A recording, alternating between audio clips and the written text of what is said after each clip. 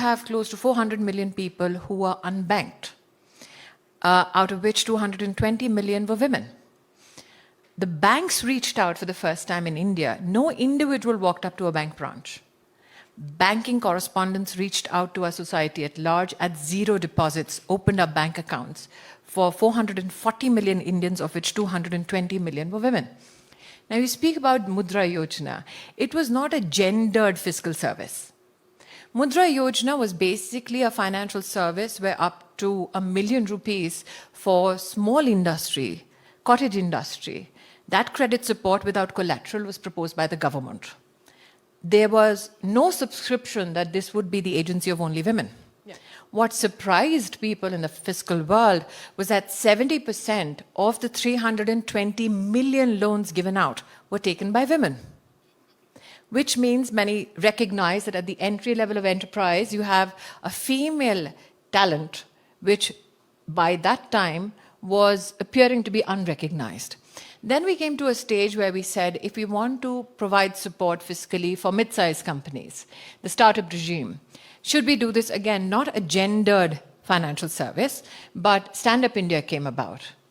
Nobody expected that 80% of the beneficiaries will turn out to be women, which means that in a world which is talking about, and especially in Davos, where we speak about skilling, reskilling, this was a latent talent which was unrecognized. Women had the skill sets to draw up a business plan, go to a bank, convince the banking sector of their business potential. And as ministers rightly said, even in India, the NPA is 1% or less, which means when you support the agency of women, what do you support? It makes fiscal sense, yep. It is societally empowering, and it is civilizationally beneficial. Again, I'll go back to the number that you have pronounced here. How does India feature in that gap index? Which part of Indian womanhood is not recognized in that index?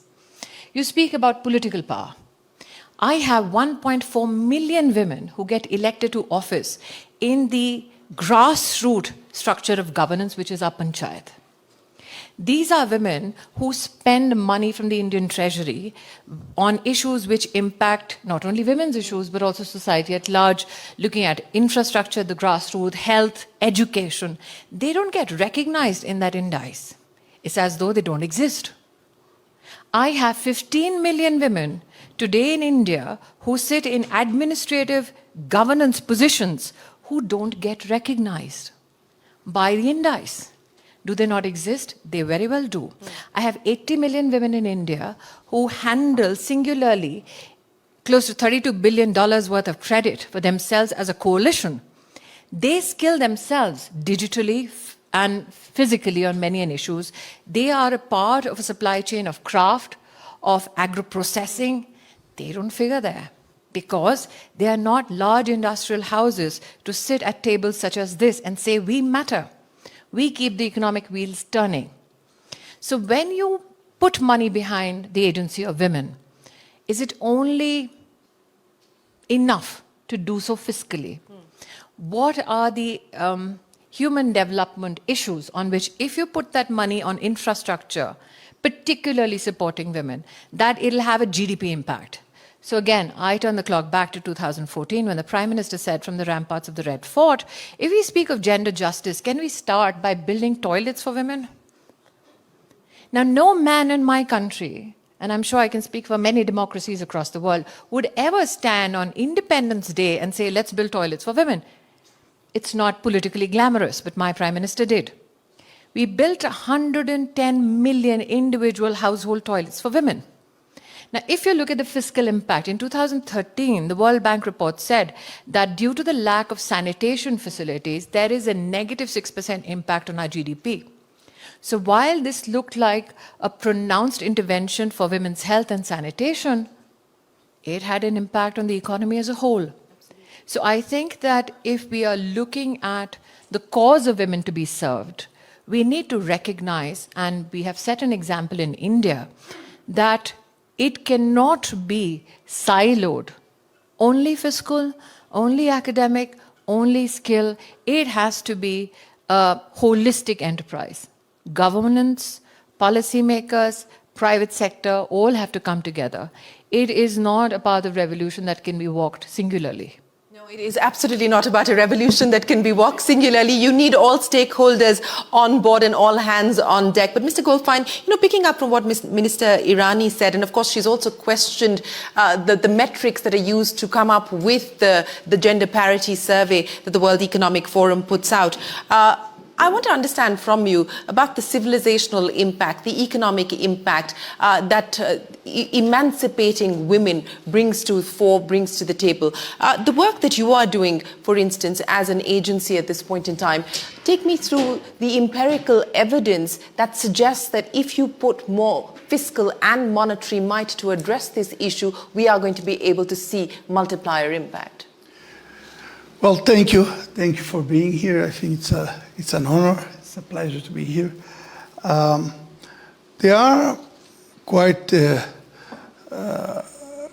few initiatives for development banks. All the financing linked to indicators. When you give financing to governments, to local governments, even to the private sector, they are linked to gender gaps and good practices. There are also initiatives of putting businesses and societies and governments together in platforms. We have a platform called Women Entrepreneurs Finance Initiatives. There are also the accelerators with the World Economic Forum. There's also financing new innovations. For example, we working with Laboratoria, which is a social entrepreneurship initiatives that train women to get digital skills. So all of this is part of the effort. But you are asking me something which is more, I will say, economy-wide. What is the impact of not having the gender parity in terms of growth and in terms of resilience? Which is quite important. I will say at least from the region we are coming, there are three very important impacts. First, we know that women represent 60% of university graduates in Latin America. But we are not using this talent in the labor market for several reasons. So if we were able to use that to reduce the gap, you could be able to generate more growth, more productivity, just because you're putting in the labor market more talent that you're not using. That's the first one. The second is that we're getting old in the region. Latin America will become old, not so far away, and we will be having more people retiring than working. So if we are not able to put a very important part of the population, female part, into the labor market, this lower worker participation will get worse. So that's the second reason why it affects growth. The third one, which is very Latin America, informality. If there's a gender gap in informality in the sense that we have more females in the informal sector. And the informal sector have two problems. One, it's less resilient, because if you have a pandemic and you need to have public services, you don't get to them. And also, we also know that in the informal sector, productivity is lower. And this is informality has been very pervasive in Latin America. So what we can do? Well, you'll say, well, let's use fiscal tools. What does it mean, fiscal tools? Usually when you have income gaps or other gaps, you use the tax system to do it. But in the informal sector, you're not going to reach them because they're not formally, the tax system cannot really reach them. So what can we do? There are ways to try to be transparent. And we mentioned here about gender budgeting. which is basically, the way I understand it, is being very transparent and open and see the gender gap in all the fiscal measures, both the services you provide, the subsidies you give, the sectors you finance. See what are you doing in terms of gender from your fiscal policy. And there are a lot of things you can do. You can allocate spending to either services that reach women in a direct way, like healthcare, or you can finance sectors, service sectors, where you have more female participation. So there are things you can do from a macro perspective, even though you don't use the tax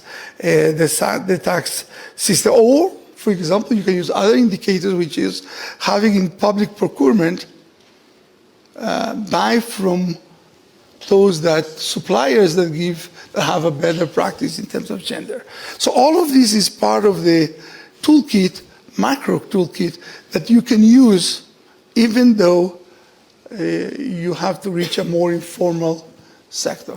I think that's a very valid point that you make, that very often the participation of women is on the informal side. That's not captured, and that also makes it harder for them to be able to access the financial system. And of course, the toolkit that you spoke of, in many parts of the world, in different ways, shapes and forms, that toolkit is being used. Gabriella, I want to understand from you, you believe that the impact of the pandemic on gender parity and gender inequality has been profound and staggering, but you also believe that it is not an inevitable issue, that it is an issue that can be fixed. Now, outside of some of the fiscal measures that you spoke of, and I know that Oxfam is asking for higher taxes, tax the rich, to be able to finance some of these goals that we spoke of, what is the roadmap that you want us to take forward? Thank you. So good questions, and I would like to build on what the other panelists have said and go back to the 151 years, because as was said, you know, this is a figure, a target that we have, but it's in fact sliding back instead of going forward. And the pandemic hit a very unequal world, unequal in so many ways, economically, socially, gender unequal. And it hit women disproportionately. And so we know on issues like education, of course, there was already a huge education gap between boys and girls. But unfortunately, in the crisis moment, more girls were pushed out of education. So that's not only an issue for the present, but for the long-term future. So it's not just, as you were saying earlier, an issue of their rights, but also of their future economic contribution. So that's a big concern. Also, women lost many more jobs than men for multiple reasons, and young women lost twice the amount of jobs that young men lost. So that, again, is long-term. And there are issues like, Ifan was talking about the 60% graduate number in Latin America. Why is it that then they're not represented in the job market? And there's, of course, the point that we haven't talked so much about is women's work in unpaid care work. There's unpaid and paid care work, and that is central to our economies, and it was central to our economies before the pandemic, but it became much more visible. This very invisible work became more visible, and it's the reason behind many of these trends that we're now seeing. And it's something that is not recognized in, for example, we measure a country's GDP, so care is silently a motor behind that we need to make more central. And something else that happened, so after the pandemic, we've had all the shocks that we all know about, and we have a huge debt crisis around the world. So countries have very tight fiscal spaces, very little maneuvering in order to invest in what matters. Health would be a priority after what we've lived through, but on average, countries are spending $1 in health versus $4 in debt repayments. So that is the situation of very difficult choices. And if we don't look at it more holistically as a system problem, we're not going to address it by initiatives here and there. So we think we do have an economic system that is predicated on benefiting the few. And the reason we talk about taxation of wealth, as you're saying, and the report we launched yesterday, is because in reality the tax system has been shifting over the last 40 years to be on the shoulders of workers and on the average citizen who buys products and services, so VAT. And wealth is not taxed in the majority of contexts, so only 4 cents in every dollar of taxation comes from wealth. And that's this change in taxation mix is actually a very feminist concept, because in reality, most of the billionaires, if you see, are mostly white men. And that's actually the system that is both patriarchal, neo-colonial, and that perpetuates these inequalities, continues to perpetuate this. And so if we change this tax mix, the women on the other side are more represented in poverty, unfortunately. So we need to address this by looking at the sources of funding, the budget that is going to allow us to invest in what matters more to women, and there the care economy is fundamental, education, health, and that will be the basis for more equal participation. I think many important aspects, and specifically as far as the care economy is concerned, forget the fact that a large part of it continues to be unpaid and hence not measured, and hence the contribution isn't acknowledged as well. But for women to fully be able to integrate into the labor market, care economy and evolving the care economy, making it affordable and accessible is going to be crucial, because a disproportionate part of the burden of care falls on women. But Minister, the context has been set very clearly by each one of you, and I think there is a lot of convergence in thoughts and ideas on what needs to be done to ensure that we do better on this front. Now, I want to understand from you specifically, when we talk about social protection, when we talk about fiscal choices and fiscal space, and it is getting constrained, as Gabriella pointed out, the debt burden increasing at this point in time. We're in an era of higher interest rates and high inflation as well.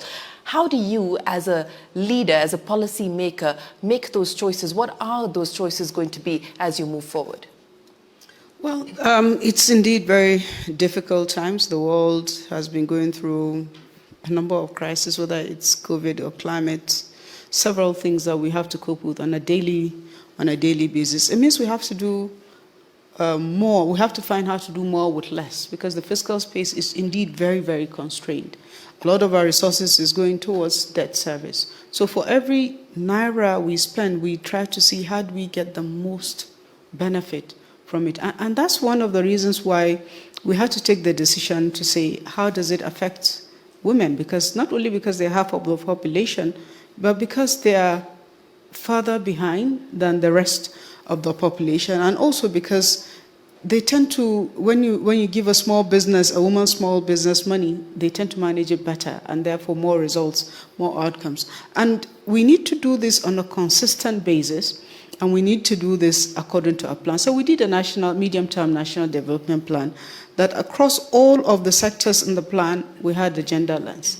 And we costed the plan to require $775 billion US. 15% of that plan contribution is from the government. So we need to now also find how we can support private businesses, both large, small, medium, as well as small enterprises, to contribute more to the economy. We need to also look at how do we create partnerships between the public and the private sector to enable the private sector channel its resources that is required to fund the development plan in the best possible way. While they get returns, we also get the contribution to the growth that is that is very important to need. And in all of this, there has to be a systematic system of monitoring of what are the outcomes of these targets that we have set. We have supported our National Bureau of Statistics that for every category of data that they produce, they must make sure that the data is also disaggregated, especially for social reporting, like on poverty index, on jobs, that the data is disaggregated. So we see whether we're on the right track or we need to continuously remodel. In the financial services also, we have seen data that shows that women are further behind in terms of financial inclusion. So there's a conscious effort also within the financial services using digital ID to bring as many women, unlike India, we have a lot of population that are still not banked. They are not in the banking system, and the largest proportion of those are women. So when you bring women into the banking system, you're able to give them financing through the banking system more seamlessly. And if government has interventions to provide, you're able to do that because there are bank accounts and identity numbers that you're able to channel those support. So the policy has to be deliberate and it has to be consistent, whether it is a private sector company, whether it is a public sector company, or even whether it is the financial services and other services. We need to start also at the ground level in engaging youths. Well, by the way, we don't have the problem we have. We have like 60% of our 206 million people are youths, and very active youths, very vibrant. So in engaging youths, we have to begin to make that provision to say a certain percentage of the youth we employ, whether we're government or business, should be girls, so that they are there from the beginning, they go through the system, and then they have a chance to grow to the top.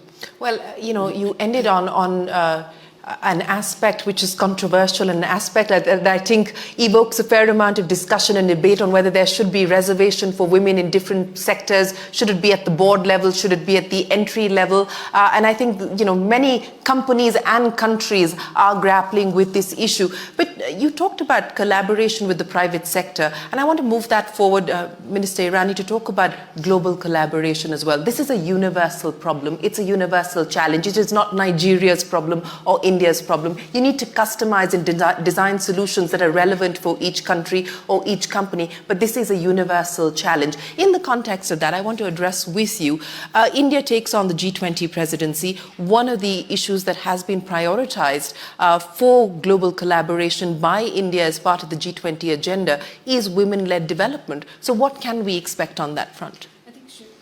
I think, Shireen, we have to recognize that the vocabulary of gender justice is undergoing a change without much reflection. On this panel today, we spoke about women from the context of the labor market. Not many of us prioritize women as entrepreneurial leaders, as though we as a gender are to feed just the labor market. So when we talk about the vocabulary of gender justice, we spoke today in this House about emancipation of women. And I'm very proud that the Prime Minister changed that narrative, and we saw a tectonic shift where we now say women-led development, which means that for any nation to prosper, women have to be the helm of economic affairs. We have a female finance minister. That being said, I want to just elaborate on one or two challenges. We need to recognize that we will not have a one-size-fits-all solution. We have differentiated national potentials. We have differentiated national responsibilities and national challenges. Now, people say that technology is a great leveler and enabler for all genders. But what is the language of technology today available for women? I will not speak from any other experience but the Indian experience. We are looking at an age of automation. The language of automation is English. India has 16,000 dialects, 125 languages which are constitutionally recognized. If you want to empower the agency of women technologically, do we have that technology in my native languages? That is one issue that needs to be addressed. It is not only a solution that we are seeking for gender justice, I think it has great financial potential for companies. The second issue is that when you talk about the presidency and India at the helm of that affair, we also look at the digital transformation. Gabriella spoke about the red flagging of health spend. Now let's take another Indian example, which is the Ayushman Bharat program, which is the world's most, I think, elaborate, ambitious health program. We put money behind ensuring that for 1,300 diseases, which includes cardiovascular issues and many other challenges that emanate from the health systems, 26,000 hospitals across the country are impaneled, servicing 100 million families, which means at least 100 million women, where they can seek access free of cost for 1,300 diseases. Now, what is the impact? Societally and culturally, it was presumed that issues like breast cancer and cervical cancer are not largely spoken of, given the cultural context of closed societies. That is the presumption one had. Now, if you look at just one component of the success of the Ayushman Bharat program, the health program, we have in the past 2 years seen 130 million Indian women get themselves scanned for cervical cancer and breast cancer and receive treatment if they deemed it medically fit free of cost. Governance and democracy has delivered on the health aspect, at least in India. So what is the agency that we bring to the G20 presidency? That when you talk about digital transformation, it need not be limited again to fiscal engagements, to building of corporations, to building of enterprise. It can have a cumulative effect across various segments. Academics. We had a stagnant education policy for 3 decades. We brought about a new education policy. Did we do it only in the halls of power in New Delhi? No, we did not. The Prime Minister ensured that we have over 260,000 village education councils. All the councils were called upon. Universities and college systems and parent-teacher associations across all districts of India were asked, what is the kind of academic support you seek for your children? The Parents' Alliance, the Alliance of Young Students were all called upon. Then a policy was arrived upon. And one of the benefits of that collaboration between government and citizens is that for the first time, India now has a gender inclusion fund in our education policy to help build academic infrastructure, particularly aimed at young girls and women. So the other issue which we hope through W20 to also leverage is the desire to ensure that we transition from innovation, especially in the gender space, to enterprise.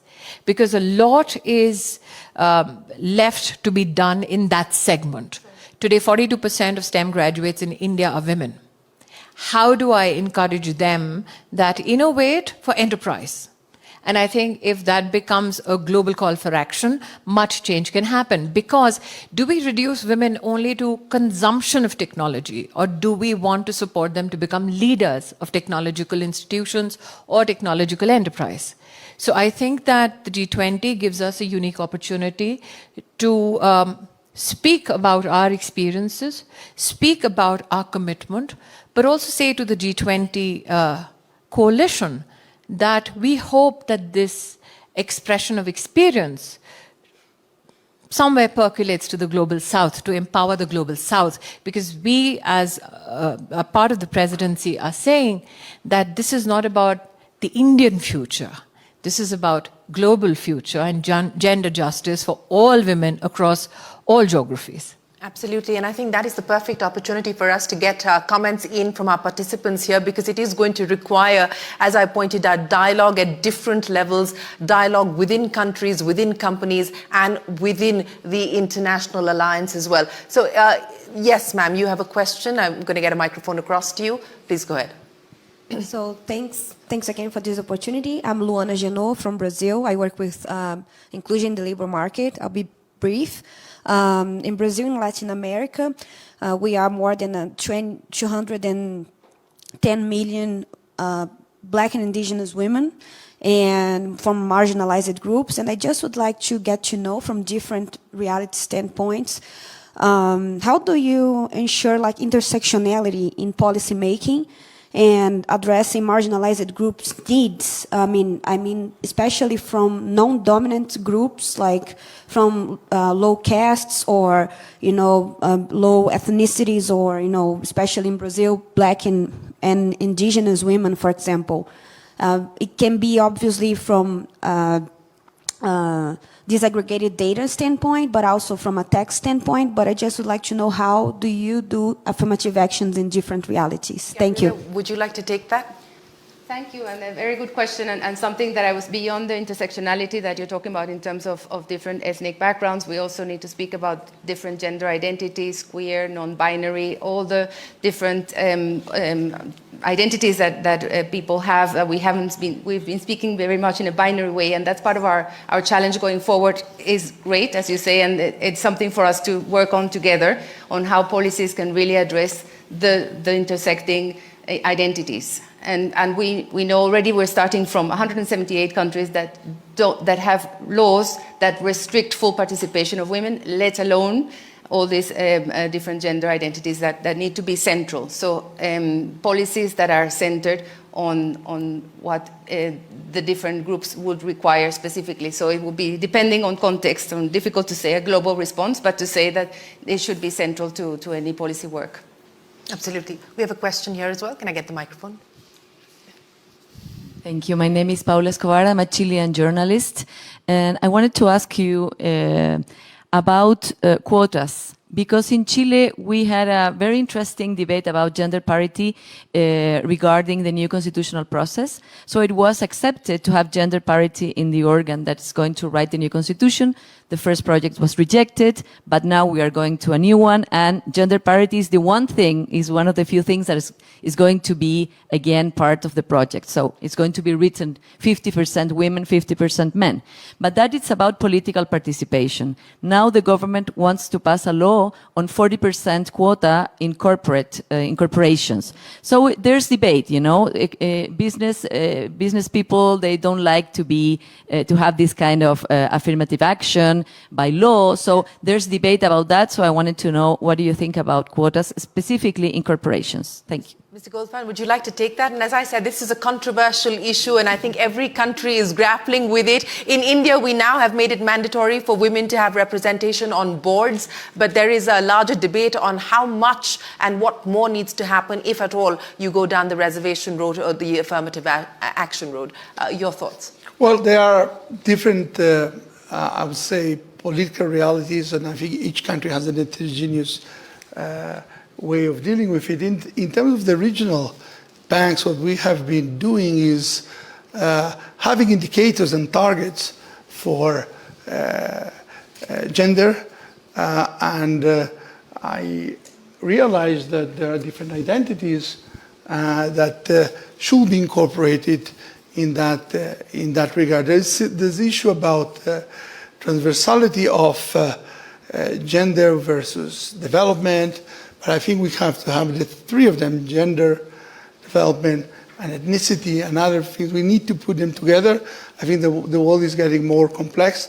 But for now, how the regional bank has been doing is looking at the targets, has something to achieve for the loans you give, for the projects we do, for everything we do.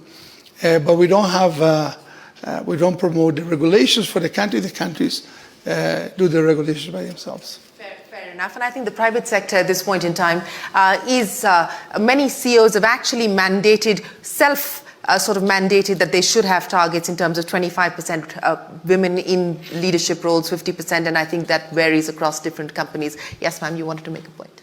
Thank you so much. My name is Binta Diop. I'm from Senegal, the founder of the Femme Afrique Solidarité, but also special envoy of the African Union on Women, Peace and Security.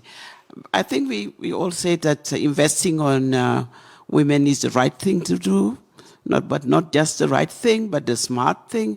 As Minister have said, its impact on the economic growth, and that's the reality.